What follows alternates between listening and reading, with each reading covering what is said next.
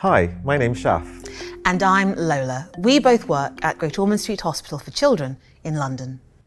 There are lots of different types of conditions that can affect the health of a child's eye. If you are concerned, it is important you talk to a healthcare professional like your GP or an optometrist as soon as possible.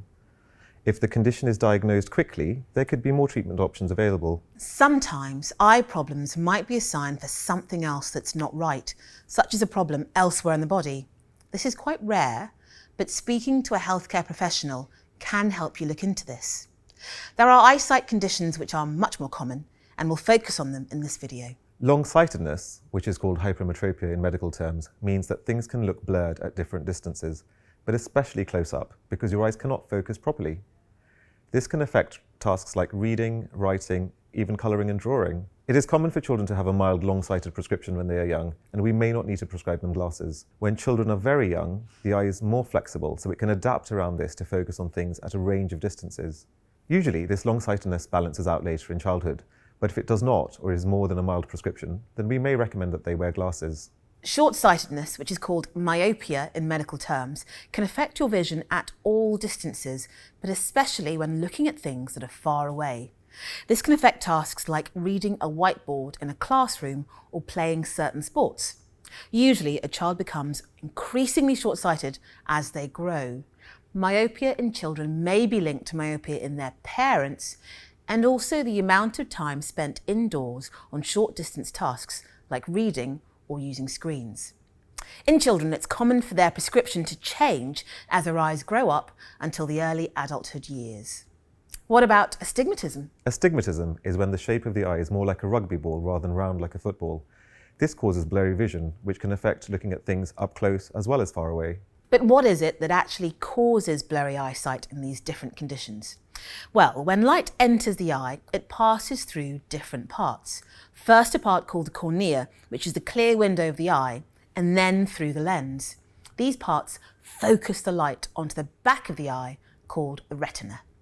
The retina is light sensitive and is the part of the eye that translates signals from light into an electrical message which ultimately travels to the brain. The light has to be focused on the retina, but in hypermetropia the light is focused behind this, and in myopia focused in front. And in astigmatism it can be all over the place. The brain needs the light to be focused on the sensory layer so that the information from this layer is as pure as it can be, and it can turn these light signals into a picture that we see or in the world around us. Okay, so in these conditions, what's the main problem?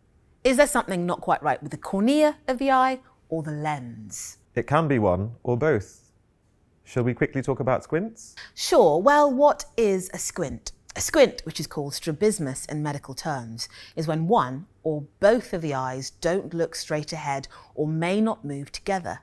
There are lots of different types of squint, but the most common ones are when one eye turns in or out while the other eye looks straight.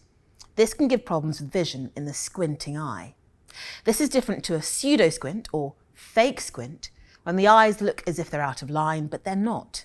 This could instead be because of the shape of the face or features such as the eyelids, giving the impression that the eyes are not straight, when actually they are.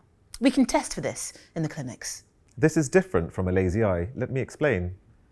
A lazy eye, called amblyopia in medical terms, is when the vision is reduced in one eye because it is used less than the other. Children can develop a lazy eye when something affects the development of vision in an eye during the important vision development phase, which is typically from around birth to around the age of 7 or 8. It can mean poorer vision in one eye compared to the other, and it may not be correctable at a later age. You can get a lazy eye causing a squint, or even the other way around. And you could even get a lazy eye or squint from the hypermetropia, myopia, or astigmatism. And there are also other things that can cause a lazy eye. Yes, there are rarer conditions including a cloudy lens, called a cataract, or if the eyelid droops over the eye in a condition called ptosis. These are rarer, but we do need to know about them early enough to make sure we can help the child. Take a look at our other videos if you would like to learn more about eye health in children.